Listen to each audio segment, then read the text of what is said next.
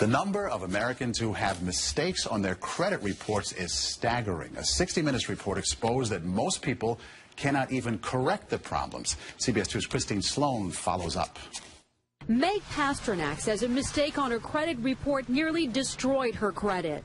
We had to present so much documentation to say this wasn't ours, and then we still had to pay something to get rid of it. Pasternak says it took months to resolve the problem. You feel kind of helpless because they got you under the gun if you need to get a new car or a house or for anything. Pasternak is not alone in her frustration. A new government study finds up to 40 million Americans have mistakes on their credit reports. But an investigation by Steve Croft on 60 Minutes finds most people get nowhere trying to correct an error. Ohio's Attorney General tells Croft that is a clear violation of a federal law. The federal law says that if you believe that there is a mistake, you can go to them and they have an obligation to do a reasonable investigation.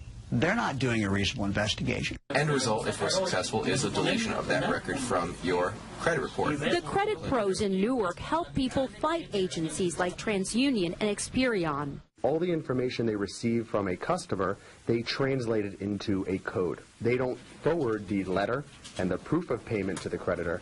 They just forward the 3-digit code. So the best way to protect yourself? Go directly to the creditor rather than going to the credit bureau themselves. Another good habit to get into, check your credit report periodically to make sure there are no changes. In Clark, New Jersey, Christine Sloan, CBS 2 News. And like 60 Minutes, we were unable to get an actual person at the 3 credit reporting agencies.